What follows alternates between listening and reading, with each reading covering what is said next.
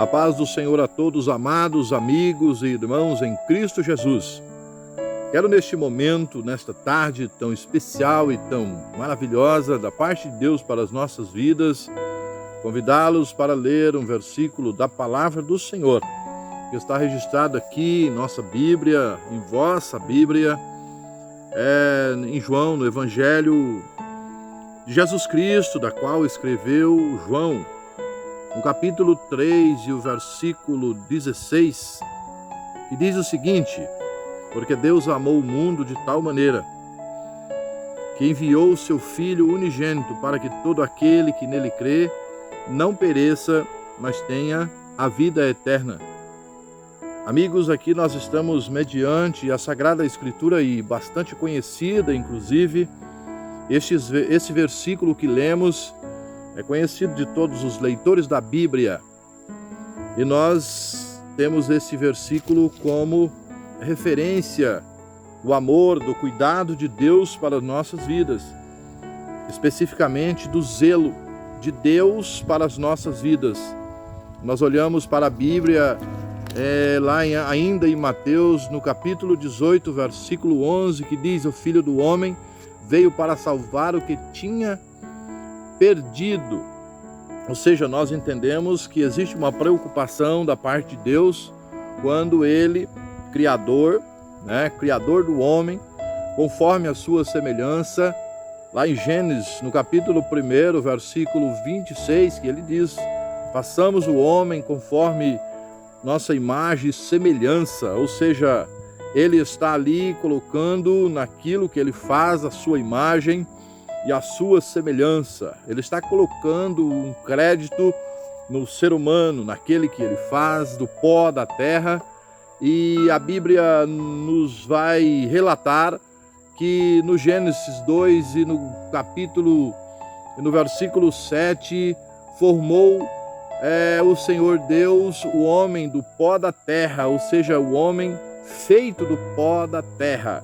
Agora está mediante a formosura, a grandeza, a onipotência, a onisciência, a onipresença de Deus, aquele que tudo pode. E ali nós vimos o quanto Deus acreditou em o homem que estava em processo de formação. Já ouvimos dizer que no homem está ali então as digitais de Deus, ou seja, Deus coloca a mão ao proceder, ao produzir, ao construir o homem. E nós vimos que em Gênesis, no capítulo 2, o verso 8, Deus continua com o cuidado, Deus continua com o cuidado ao homem, quando ele planta árvores, no jardim, depois de ele ter colocado no homem, através do assopro, as suas narinas, depois de ele ter assoprado as narinas do homem, colocado ali os sentimentos, o espírito, colocado a alma, colocado o caráter, a dignidade, o respeito, aquilo que o homem realmente passou a valer, depois de receber a vida, o assopro de Deus. Ele começa a produzir então lugares para que o homem viesse a estar. E a primeira coisa que ele se preocupa em organizar para o homem era a manutenção da vida do homem, ou seja, era que o homem tivesse plantas, tivesse semente para a sua alimentação. E logo em seguida, no Gênesis 2, no versículo 9, ele coloca então o poder na terra em brotar, em brotar árvores. Ele faz ali brotar árvores na terra para que o homem viesse se alimentar, produzir a semente. Na sequência, ele logo faz um rio, ou seja, ele permite que no jardim onde o homem existisse um rio. E no Gênesis, ainda no capítulo 2, no versículo 15, Deus tomou o homem e colocou no jardim. Deus tomou o homem e coloca numa terra, num lugar especial. Ou seja, Deus coloca o homem no jardim, um dos melhores lugares que poderia existir na terra. Deus coloca o homem ali e percebe então que o homem precisava de uma disjuntora, E ali, junto com a sua disjuntora, um outro cuidado que nós percebemos através das Escrituras Sagradas foi o cuidado de Deus criar uma disjuntora, uma companheira para estar convivendo e vivendo com o homem. Nós percebemos mais uma manifestação do zelo de Deus para com o homem neste momento. Quero aqui, amigo, ainda lembrar que Deus visita o jardim por um momento. O texto diz que por volta, do dia, ou seja, em um momento do dia, na viração do dia, Deus visita o jardim. Em Gênesis 3, versículo 8, Deus visita o jardim e Deus vai ali então conferir, ver o que é que o homem estava fazendo, o que a mulher estava fazendo. E Deus faz aquela visita surpresa. E quando Deus chega no jardim, Deus pergunta: onde estás, Adão? Onde está você, Adão? E ali o homem estava escondido. Ali o homem estava escondido por trás de uma árvore, por trás de um madeiro. E nós entendemos que ali estava agora a formosura, a semelhança, aquele que parecia com o Criador se escondendo do Criador. E nós olhamos para esse texto e nós vimos que Deus continua olhando para o homem, conversando com o homem. E quando de repente Deus chama por Adão, e Adão se escondido ali, aparece a presença de Deus e aparece nu. Aparece ali então porque estava diferente daquilo que Deus tinha feito. E Deus olha para Adão e percebe, claro, que Adão tinha errado, Adão tinha transgredido aquilo que Deus tinha deixado de propósito para a sua vida, como ele tinha orientado, de todos os frutos que podem comer do jardim, de todos os frutos que existem, vocês podem comer, menos desta árvore aqui. Este fruto não come, Adão, porque é o fruto do bem e do mal, é a árvore da ciência. Este fruto você não deve comer. E assim, desobedecendo o homem, assim transgredindo o homem contra Deus, assim o homem fazendo aquilo que Deus não queria que o homem fizesse. E Deus olha para o homem, e no versículo 6 e no versículo 6 de Gênesis 6, o versículo disse que Deus se arrepende de ter feito o homem, ou seja, o homem pesou ao coração de Deus. O homem pesou ao coração de Deus. Por um momento Deus arrepende. E Deus até pensa em destruir o homem, acabar com aquilo que ele tinha feito.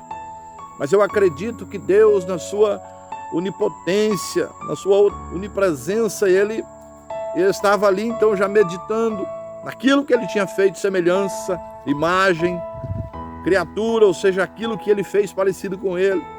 E Deus sente desejo de exterminar com o homem. Mas de repente Deus olha para a humanidade naquele momento e ele vê Noé. E através de Noé, ele encontra uma solução de salvar a humanidade. E o texto de Gênesis 6, versículo 8, disse que Noé achou graça aos olhos de Deus. Noé achou graça aos olhos de Deus. E Deus então deixa de exterminar a humanidade, porque naquilo que Deus fez no homem estava a imagem e a semelhança do Criador. Entendemos aqui, amigos e irmãos, o quanto Deus continua amando a humanidade. E nós olhamos para essas escrituras que temos relatado aqui, e nós vimos o quanto Deus continua no seu projeto salvífico. Quando ele pede para Noé fazer a arca, ele faz contato com Noé e passa toda a descrição, passa toda a relação de que Noé deveria fazer para a construção daquela arca. E nós entendemos, amigos e irmãos, que nos dias de hoje estamos vivendo o mesmo que Noé viveu. Aí nós entendemos o quanto Deus continua cuidando do homem. Quando ele, neste versículo que lemos aqui, João 3,16, e Deus amou o mundo de tal maneira que deu o seu Filho unigênito para todo aquele que nele crê não venha perecer, mas venha ter a vida eterna. É por isso que nós devemos, amigos e irmãos, reconhecer o amor de Deus para as nossas vidas. É interessante que nós reconheçamos o quanto nos amou o nosso Deus. Quando ainda no versículo 17 do mesmo capítulo, continua Jesus dizendo a Nicodemos, e esse Jesus e esse Filho que Deus envia não veio para julgar o mundo, mas para que o mundo viesse ser salvo por ele. É por isso que nós falamos de Jesus. É por isso que nós falamos do Filho de Deus para a salvação da humanidade. Porque ele nos amou desde o princípio. Ele nos criou e nos cuida. Nos criou e zela de nós. E oferece para nós a salvação. Porque ele quer que nós estejamos com ele na eternidade. E nós entendemos que este Deus é Deus de poder e graça, porque tem se preocupado com o seu povo, preocupado com você, mesmo às vezes distante dos caminhos, distante dos seus propósitos. Deus tem colocado espaço para que nós venhamos se salvar. Basta que nós queremos. Aquilo que é impossível para o homem é possível para Deus. Lá no livro de Lucas, no capítulo 18, versículo 27, está escrito: o que são impossível para o homem é possível para Deus. Ao meu olhar, é difícil a salvação para uma vida. É difícil a salvação para a vida daquela pessoa que eu, às vezes, faço um pré-julgamento, achando que não tem condições de ser salva. Mas para o meu Deus, para o nosso Deus, a salvação está às portas. Basta que aquela pessoa queira, assim como o primeiro homem decidiu errar, assim como o primeiro homem lá no jardim do Éden, aquele que nós comentamos agora, decidiu a comer o fruto proibido, errar na presença de Deus. Cabe ao homem também escolher acertar na presença de Deus. E eu quero deixar aqui, meu amigo, meu irmão que me assiste até este momento, que nós temos esta oportunidade. E você que me assiste aqui, neste momento, por este canal, por este veículo de informação, entenda que nós temos o livre-arbítrio, o poder de escolha que Deus deixou para nós na formação humana. E nós usamos isso ao nosso favor ou contra nós. E chamo você para usar isso, essa escolha, em escolher a salvação, em escolher o unigênito de Deus para a sua vida, em escolher a salvação para a sua alma, porque Deus deixou isso para nós. Deixou a sua glória na terra, descer a sua glória, que é o seu Filho unigênito, para viver entre nós, para morrer entre nós e ressuscitar entre nós, para que nós viéssemos ter o direito da salvação eterna.